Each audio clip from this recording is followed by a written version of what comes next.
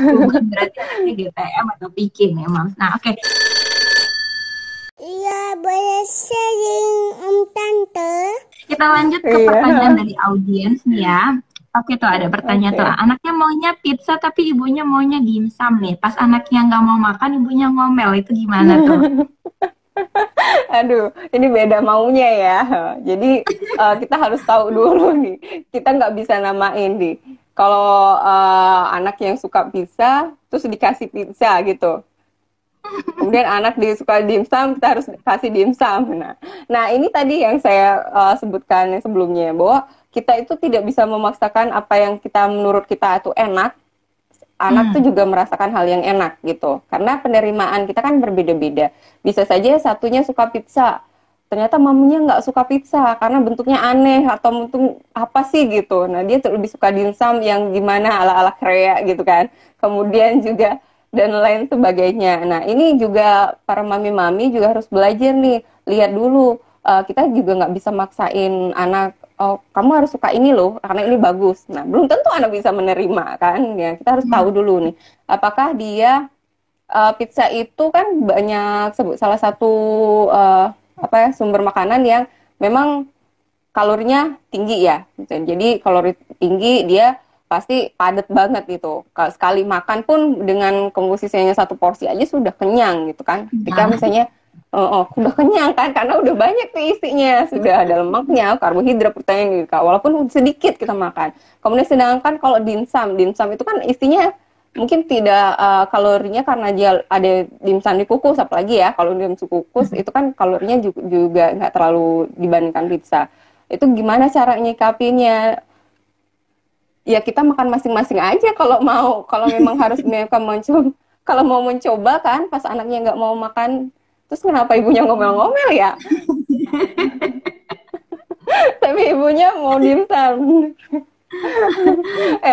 Kita harus tahu dulu Bu, jadi jangan langsung diomel dulu, lihat dulu nih anaknya mau gimana gitu. Nanti kalau kamu nih nggak mau makan, mungkin saja tadi seperti yang dijelaskan ya, bisa saja anak itu sebenarnya udah makan sebelumnya, udah makan pizza sedikit aja tuh udah kenyang, dikasih dimsum lagi juga udah gak mau lah gitu, karena udah dalam kondisi yang perutnya udah terisi gitu. Bisa saja dia ternyata dia lebih menyukai makanan yang berlemak atau crunchy kayak gitu kan, ada lebih berasa dibandingkan dimsum yang hanya rasanya rada hambar-hambar gitu kan, kalau misalnya tidak dituangkan saus atau seperti apa gitu.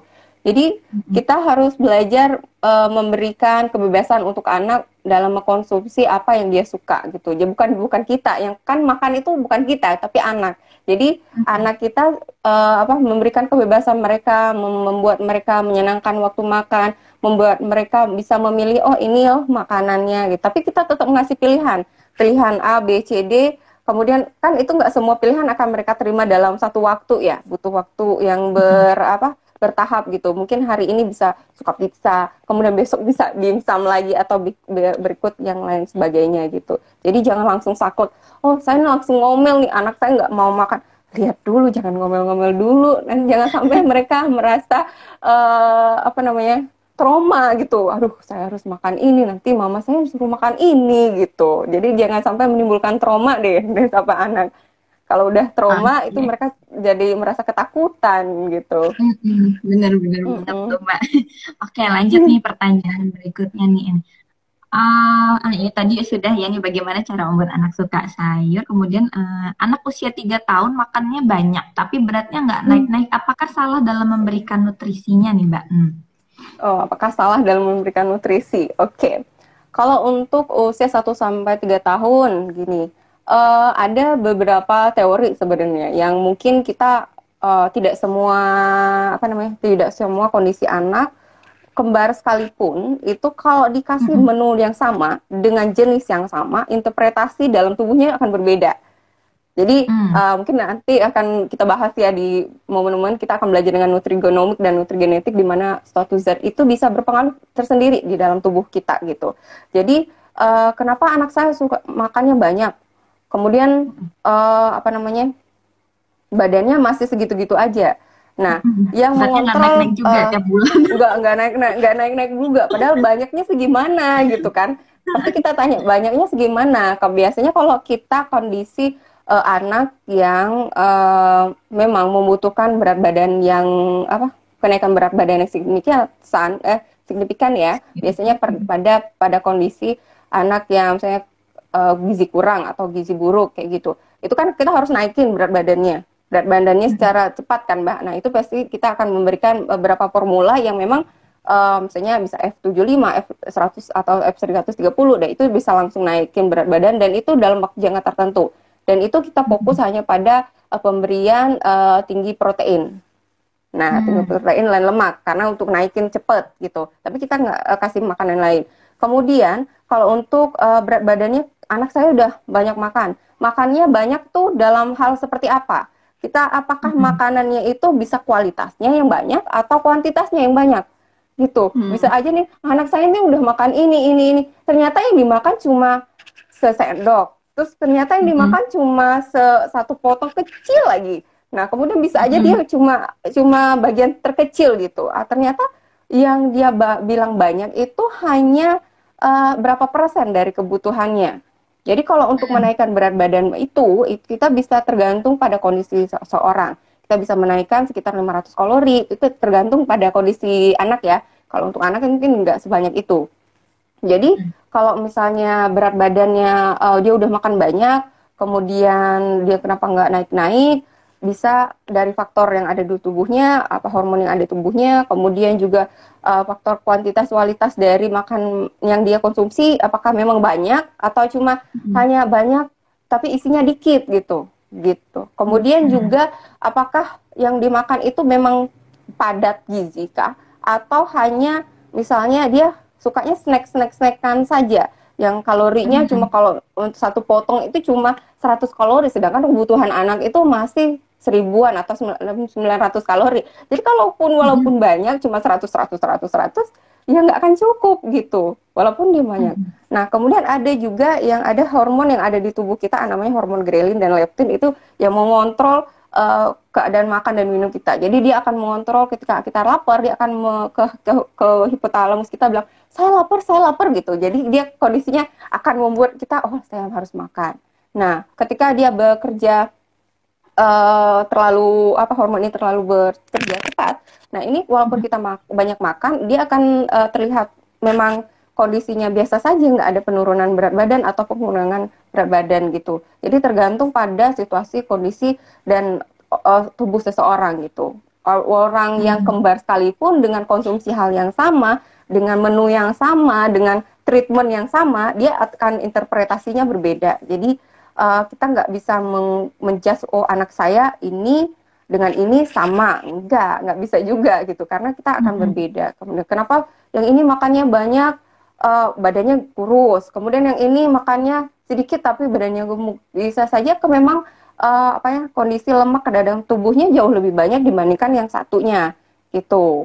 Yang satunya mungkin kalau makannya langsung makannya banyak tapi aktivitasnya juga banyak gitu. Jadi nggak ada ngaruhnya juga. Habis juga gitu kalau kita udah banyak makan, kemudian kita juga aktivitas kan anak usia misalnya 1-3 tahun sampai 5 tahun ke bawah kan itu kan belajar bermain, kemudian belajar masih suka mengikuti orang-orang sekitarnya gitu kan, punya teman baru. Nah, mereka justru cenderung lebih sering interaksi keluar kan gitu. Jadi kita lihat dulu nih, walaupun dia banyak makan ternyata interaksi di luar, lebih sering main dan lain sebagainya, ya wajar saja kalau kondisi badannya memang tidak naik-naik gitu. Beda kalau misalnya anak yang sudah makannya walaupun sedikit tapi mainnya di rumah dengan gadgetnya lah, dengan main game yang berhari-hari dan aktivitasnya turun gitu. Aktivitasnya yang biasa-biasa aja, cuma keluar rumah, keluar dari kamar, kemudian duduk dan lain sebagainya, itu kan juga menimbulkan peningkatan berat badan gitu. Gitu Mami. Jadi jangan khawatir dulu Mami. Jangan khawatir dulu ya nih, bukan berarti juga ini salah dari pola pemberian dari ibunya gitu kan. Mungkin saja Heeh. nih sudah tepat pemberiannya gitu kan, anaknya sudah cukup dengan Heeh. kalorinya gitu kan. Tapi ternyata anaknya juga pada usia-usia yang memang balita punya aktivitas yang banyak nih. Jadi belum tentu itu dari kesalahan dari pola nutrisi yang diberikan oleh Heeh. moms ya. Oke, nah Iya. kemudian ini bagaimana cara memberikan variasi menu supaya anak makannya tuh nggak itu-itu aja? Soalnya lauknya tuh cuma mau ayam dan telur. Kalau seafood dan daging agak susah. Gimana nih, Oh, Mbak jadi kita Idri? memvariasikan menu ya. Oke. Kalau Mm-mm. menu, walau untuk prinsipnya, apapun itu menunya, kita harus membiasakan dengan prinsip gizi seimbang. Ada Mm-mm. karbohidratnya, ada proteinnya, lemak, vitamin, mineral. Tadi kan dia hanya mau makan seafood ya, seafood Ya, saja. Kemudian hanya mau ayam dan telur. Kalau seafood dan daging nggak eh, mau. oh, ayam dan telur. Nah, kalau kita bisa variasikan untuk telur dan ayam itu dengan menu-menu misalnya hari ini bisa dibikin telur scramble eggs misalnya. Kemudian atau besoknya kita Hmm. bisa bikin dengan menu yang lain. Kemudian kita bisa misalnya telur ayam ya, ayam juga bisa kita bikin kayak eh, apa namanya tuh ya, bentuk-bentuk yang lebih lucu-lucu. Jadi nggak semua hanya Bikin bulat nugget seperti itu mungkin yang ibunya uh-uh, berkreasi gitu. Bikin lucu-lucu berkreasi. Tapi kalau bentuknya. bikin lucu-lucu ini juga justru lebih membuat anak dan libatkan anak. Misalnya dalam proses memasaknya Mm-mm. itu juga lebih menyenangkan. Misalnya kayak mereka kita lagi ngolah nugget nih.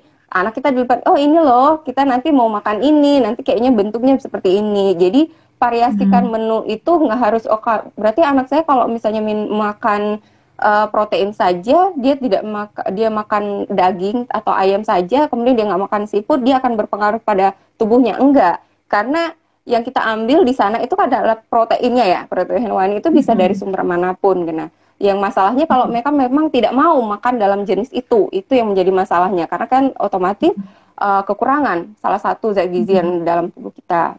Kita tahu kan semuanya akan berefek ya Mbak, karbohidrat, protein, lemak itu Mm-mm. punya metabolisme yang berbeda kok, tapi mereka butuh bantuan. Seperti misalnya ke lemak itu harus harus berinteraksi dengan vitamin, nah, biar bisa jalan nih. Berarti kalau ada nggak ada mesin nggak bisa jalan tuh gimana ceritanya gitu. Nah kalau misalnya dia masih bisa mengkonsumsi mengkonsumsi ayam, kemudian telur, yang monggo nggak apa-apa divariasikan saja menu-menu yang lebih menarik, kemudian dengan pengolahan yang tadinya cuma direbus atau saja atau kemudian ditambahin keju atau sesuatu yang anak itu suka.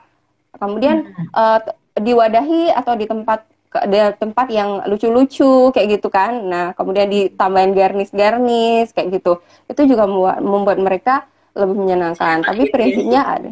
Iya, jadi menyenangkan mereka. Duh, makan ini nih Mm-mm. saya nanti makan itu loh gitu.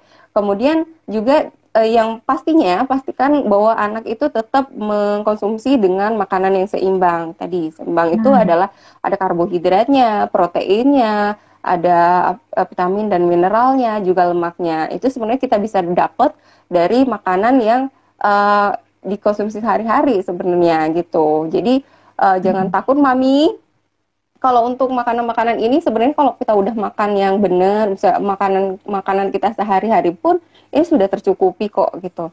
Jadi jangan Mm-mm. khawatir bahwa anaknya cuma makan telur, kemudian cuma makan daging doang. Kemudian apakah dia kalau misalnya dia nggak makan yang lain akan berpengaruh? Enggak, karena di tubuh kita juga daging dan telur itu kan yang kita ambil ada proteinnya ya.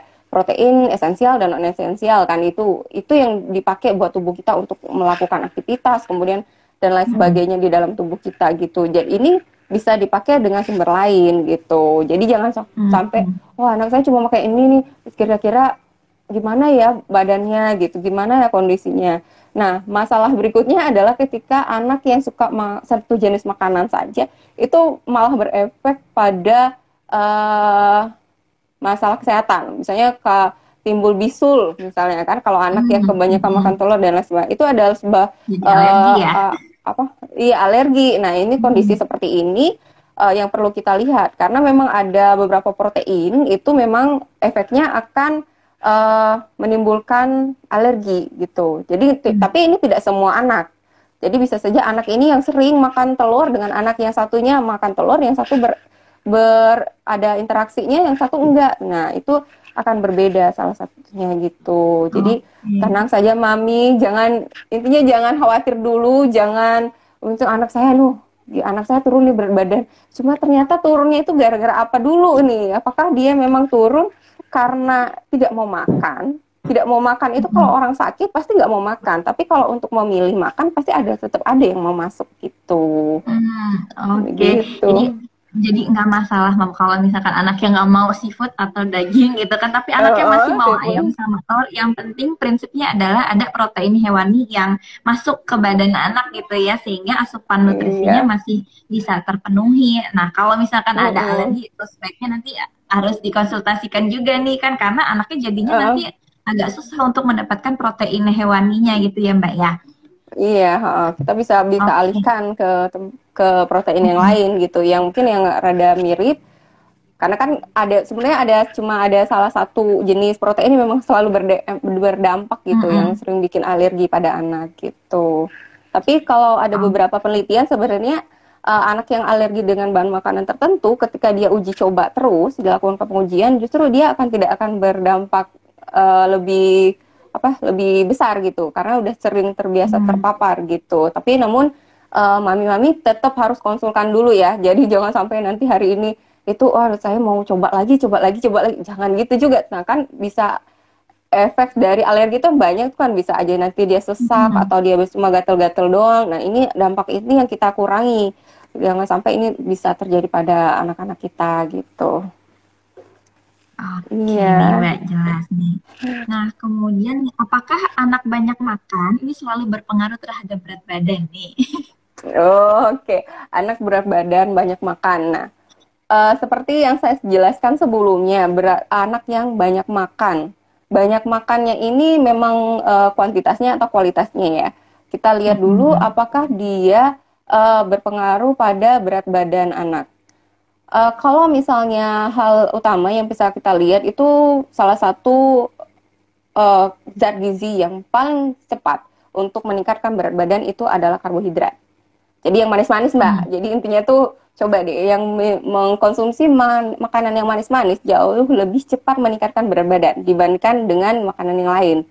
Nah, karena di dalam tubuh kita memang salah satu zat gizi yang paling cepat diserap itu adalah karbo, apalagi karbohidrat sederhana seperti misalnya yang sirup atau apa namanya yang dari sayuran, dari buah-buahan. Jadi atau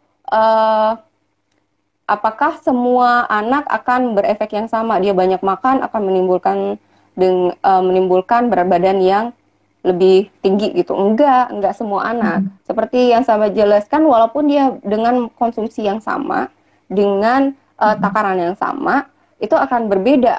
Berbeda orang, berbeda akan bentuknya seperti apa. Tapi prinsipnya itu pengaruh berat badan itu bisa dipengaruhi dengan asupannya yang berlebih.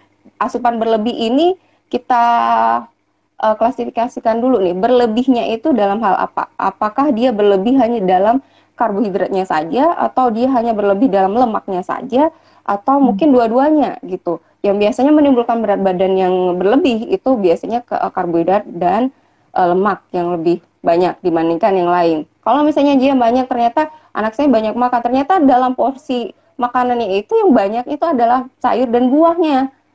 Ini juga gak akan berefek sama berat badan anak gitu. Kemudian juga anaknya banyak makan, ternyata dia ada penyakit lain penyerta yang ada tubuhnya. Walaupun dia banyak makan pun, kalau penyakitnya tidak kita tangani juga tidak akan berefek gitu. Jadi ini akan menimbulkan berbeda respon dari seorang anak, sehingga mereka harus kita kenali dulu nih kondisi anak itu yang banyak makannya seperti apa. Apakah dia tiap hari makan kecil tapi sering tapi padat gizinya. Jadi dia sekali makan itu harus berapa kalori gitu. Jadi kita lihat dulu nih, apakah dia misalnya makanannya sedikit, misalnya sebentar, misalnya 3 kali makanan utama yang makanannya cuma sepertiga dari porsinya dia. Walaupun dia banyak, isinya dikit, itu tetap aja interpretasinya di tubuh anak itu berbeda. Jadi tidak bisa disamaratakan anak banyak makan harus berarti berat badannya akan bertambah, tidak. Tapi tergantung pada kondisi anak dan juga aktivitas tubuh anak itu sendiri gitu kan. Jadi anak yang dengan aktivitasnya sedang, ringan, sama berat itu akan berbeda gitu. Jadi jangan langsung menjudge, oh anak saya ini pasti dia kurang makan nih karena dia begini. Enggak juga gitu kan, kita harus kenali dulu gitu. Oke, baik nih Mbak. Kemudian ada lagi nih, anak 17 bulan dikasih nasi dilepeh, maunya cuma makan mie aja. Nah, ini gimana Mbak? Karena pas ada Oke. mitos yang beredar tuh nggak usah makan mie terus nanti ususnya jadi keriting gitu ya Mbak. Nggak ada itu, kan cuma mitos ya Mbak ya. Pada prinsipnya gini deh, saya tuh ya juga sih ada yang bilang jangan makan yang ikan-ikanan nanti anaknya gimana-gimana gitu. Itu juga ada tuh mitos-mitos seperti itu kan. Nanti Iya, kalau anak biasanya yang makan banyak ikan banget di masyarakat beredar. iya, banyak sekali gitu kan, anak saya nanti apa ususnya keriting. Ya, kan memang bentuknya sudah berkeriting ya kalau di dalam itunya kan, dia tidak lurus itu kan. Kalau lurus gimana lah bentuknya. Terus kemudian apakah ini masalah atau enggak? Nah, seperti saya jelaskan sebelumnya, bahwa kita kan mau mengenalkan soal makanan seperti kepada anak itu kan tidak bisa langsung mereka menerima. Jadi karena apakah salah hanya mengkonsumsi mie saja? Mie itu juga mengandung karbohidrat. Tapi kalau mie, apalagi mie yang dibikin sendiri kan, Mbak ya, kita udah tahu nih bahan-bahannya, kemudian cara peracikannya. Kemudian kita bisa memodifikasi nih. Mungkin nanti mie-nya kita campur ke wortel kah, jadi bentuknya rada warnanya seperti cerah gitu. Kemudian kita bisa campurkan dengan bahan-bahan yang lain sehingga bentuknya jauh lebih berbeda gitu. Jadi tidak masalah sebenarnya karena itu kan fungsinya sama kalau kita lihat fungsinya. Tapi kalau untuk melihat bahwa untuk membuat anak bisa belajar mengkonsumsi bahan makanan lain, tidak ada salahnya untuk dicoba lagi. Mungkin dia nggak suka nih nasi yang bentuknya terlalu lembek karena mungkin dia harus ada tekstur yang lebih keras sedikit. Kemudian dia suka nih, ternyata dia nggak suka nasi yang dalam bentuk yang nasi putih, tapi dia suka nih nasi goreng dicampur dengan sosis atau apa, dia suka gitu. Nah jadi para mami-mami lihat dulu nih dia nggak suka nasinya itu nasi beneran nasi yang putih atau memang dia masih bisa mengkonsumsi nasi dengan dicampur dengan tambahan bahan makanan lain gitu. Kemudian nggak ada yang salah. Nasi uduk gitu ya Mbak, dia bisa aja divariasikan. Mungkin dia nggak suka rasa yang hambar gitu sebenarnya ya, dia bukan karena harus nggak suka nasi banget gitu. Iya, begitu. Jadi kita harus, maksudnya ini menjadi PR kita ya, PR buat berkreasi, mengolah bahan makanan itu menjadi sesuatu yang mungkin bukan monoton itu aja. Pasti kan kalau misalnya makan nasi putih, rasanya gitu-gitu aja gitu. Jadi kita bisa nambahkan seperti yang lain gitu. Apakah mie salah? Enggak salah, karena memang itu kandungannya juga karbohidrat di dalam tubuh. Nah. Oke, nah kemudian ini, nah anaknya cuma mau makan permen dan susu. Ah, solusinya ini gimana? Waduh. Makan permen dan susu. Nah, kita anaknya usia berapa? Doang. Udah gitu. Susu, permen dan roti. Nah, apakah ini masalah gitu? Kita lihat dulu usia anaknya berapa dulu ini. Apa usia anaknya masih 6 sampai berapa bulan atau berapa gitu. Jadi apakah dengan memberikan permen, kemudian susu dan roti akan berdampak pada penurunan berat badan atau enggak? Karena yang jelas kan Mbak, kalau misalnya yang permen pasti isinya gula itu karbo. Kemudian susu itu protein. Susu apa dulu? Susu ini kan kadang orang tua juga, anaknya usia 1 sampai 3 tahun, dikasih susu yang usia 4 sampai 5 tahun, itu beda, kandungannya beda. Kemudian juga anaknya usia misalnya 1 sampai 2 tahun dikasih susu yang di bawah itu juga kandungannya beda gitu. Kemudian dia suka roti apa dulu nih? Roti itu kan yang diberikan dalam jumlah yang berapa dulu? Kalau apakah dia cuma 1 helai saja kah atau 2 helai saja kah? Ini kan berbeda kan. Nah, ini kita lihat apakah anak tersebut dengan mengkonsumsi itu saja akan berpengaruh terhadap berat badan atau enggak. Kalau saya sih alangkah lebih baik nih, alangkah lebih baik dicoba lagi dengan variasi menu yang lain. Memang Hmm. akan ada penolakan. Tapi karena nanti kasihan juga anaknya hanya mengkonsumsi itu aja. Kalau Hmm. misalnya ini dalam waktu yang jangka panjang, seperti kita tahu, kalau kebanyakan ini pasti akan berdampak pada berat badannya berlebih karena karbohidratnya jauh lebih tinggi dibandingkan yang lain. Hmm. Tapi di dalam tubuh kita juga butuh loh, butuh yang namanya Hmm. vitamin, mineral gitu. Karena kita nggak bisa nih karbohidrat bekerja sendiri tanpa zat gizi lain tuh nggak bisa gitu. Jadi kenapa prinsip gizi seimbang itu penting di mana-mana orang pasti bilangnya harus gizi seimbang. Kenapa? Karena kita nggak bisa kerja sendiri. Walaupun Hmm. sebenarnya di mie, di roti itu ada proteinnya. Cuma nol sekian sekian gitu. Cuma itu nggak cukup untuk Hmm. kebutuhan anak. Jadi kita perlu tambahan lain. Nah, memang betul kalau misalnya vitamin dan mineral untuk anak itu dibutuhkannya paling sedikit gitu. Itu kita bisa Hmm. dapat. Tapi walaupun sedikit, kalau tidak terpenuhi, itu juga akan berefek gitu. Jadi sebisa Hmm. mungkin mami-mami usahakan untuk memulai mencoba untuk mengenalkan makanan-makanan lain. Memang susah, pasti susah. Nah, tadi kan uji Hmm. cobanya sampai berapa kali ya, Mbak? Dia kalau misalnya dia tetap nggak mau kan, kita bisa Iya. variasikan lagi. Kalau mungkin bisa juga kita ajak teman sebayanya untuk makan bersama. Hmm. Itu tuh justru membuat mereka menyenangkan waktu makannya gitu. Melihat temannya makan itu, oh enak. Oh, berarti anak saya saya coba anak saya makan yang seperti temennya gitu. Itu juga mungkin salah satu tips yang bisa dilakukan oleh mami-mami. Kalau untuk yang memang tidak ada masalahnya, tapi kalau bisa dicoba lagi nih, Hmm. dicoba lagi untuk Oke. memberikan variasi makanan lain gitu. Oke, karena Gitu. memang kadang ada anak yang hanya makan itu aja, tapi ya berat badannya naik. Tapi begitu kita cek, itu ternyata, wah, anak ini kekurangan vitamin, mineral, seperti itu pasti akan berpengaruh. Walaupun karena kebutuhan dari nutrisi anak itu tidak hanya dilihat dari grafik berat badan yang naik, tetapi juga kebutuhan Iya, anak di dalam tubuhnya sendiri ini seperti apa gitu ya, Mbak iya, ya. Oke, satu pertanyaan iya. terakhir nih, Mbak nih. Nah, ini Wih, udah punya yang pertanyaannya terakhir ya. biasanya banyak banget nih tanyain Iya, sama gimana? ibu-ibu kalau misalkan anak ini makannya kenapa sih suka diemut gitu.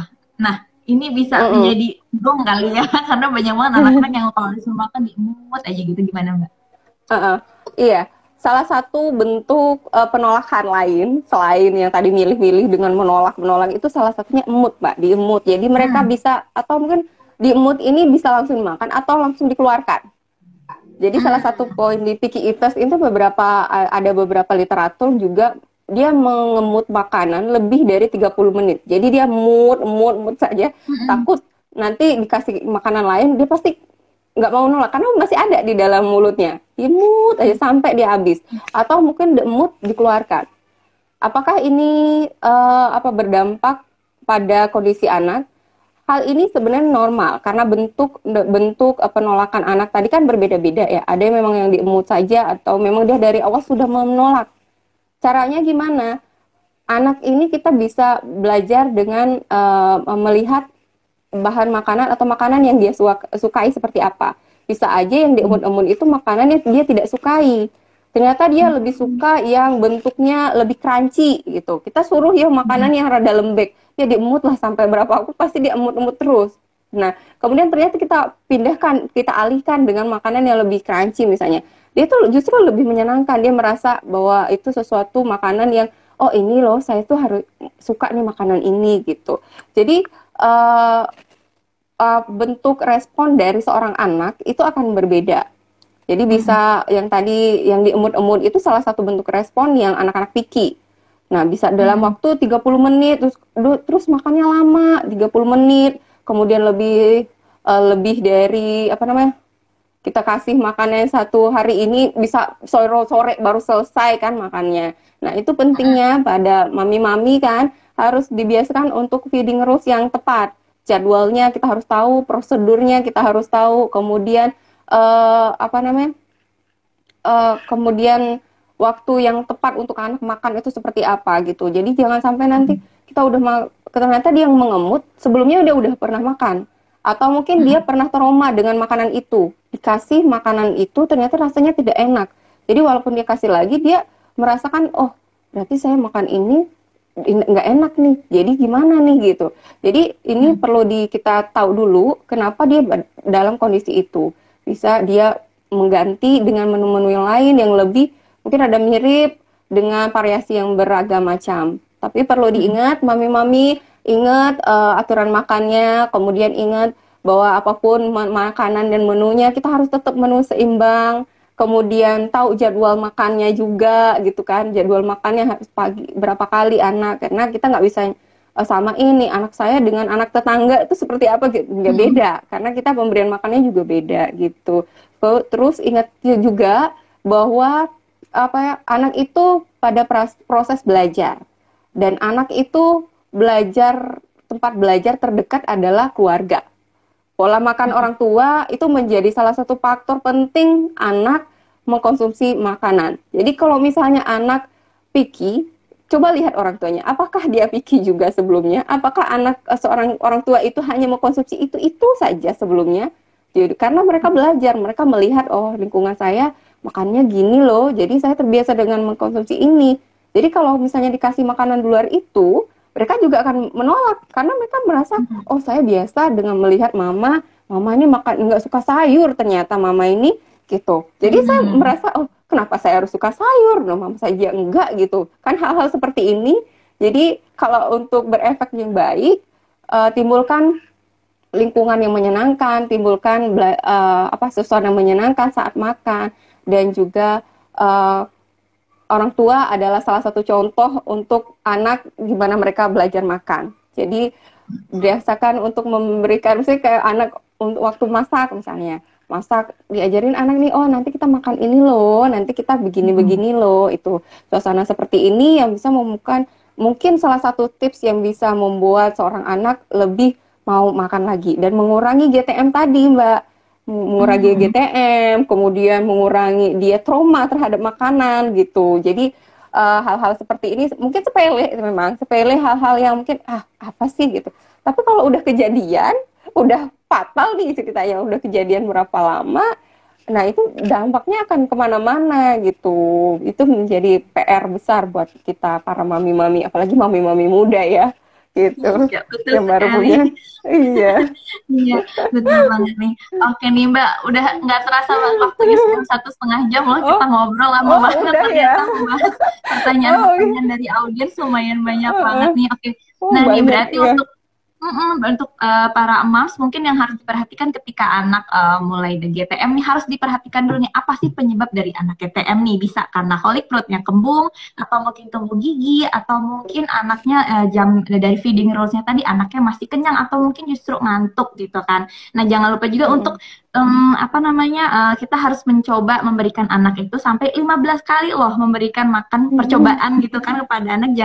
Jangan baru sekali 2 kali, wah anak saya udah nggak mau makan nih, dia nggak suka gitu, karena anak ini adalah proses dari belajar, dan juga berikan suasana yang nyaman pastinya nih, jangan sampai ada distract yang terlalu banyak sehingga anak jajannya nggak mau makan gitu ya Mbak ya. Iya. Nah mungkin juga kalau misalkan untuk para ibu yang anaknya picky, kalau misalkan orang tuanya nggak suka nih, kata yang tadi Mbak dijelaskan oleh Mbak Indri, orang tuanya nggak suka, misalkan orang tuanya nggak suka buah belimbing gitu, oh anaknya nggak suka juga mungkin gitu kan, padahal bisa kita kasih tahu gitu, ini buahnya enak loh gitu kan, ini buahnya lucu loh, kamu bisa coba gitu, karena anak ini adalah respon dari belajar, melihat dan juga mendengar, itu membentuk dari anak supaya dia suka dengan makan gitu ya Mbak ya. Iya. Oke Mbak Indri, terima kasih banget nih sudah bergabung dengan sama-sama Mbak. Sudah mau sharing ilmu bersama kami. Selamat melanjutkan, semoga bermanfaat ya. Ya, semoga bermanfaat untuk kita semua ya Mas ya. Mbak Indri, selamat siang. Assalamualaikum warahmatullahi wabarakatuh. Waalaikumsalam warahmatullahi wabarakatuh. Ya, baik Mas, itu tadi perbincangan saya dengan Mbak Indria Pijariani, ASSDM GZ, membicarakan tentang anak susah makan, apa sih penyebabnya. Nah, nanti untuk yang ketinggalan bisa saya taruh di IGTV-nya dari Millennial.live untuk menyaksikan tayangannya ya. Sampai ketemu di tema yang lainnya. Wassalamualaikum warahmatullahi wabarakatuh.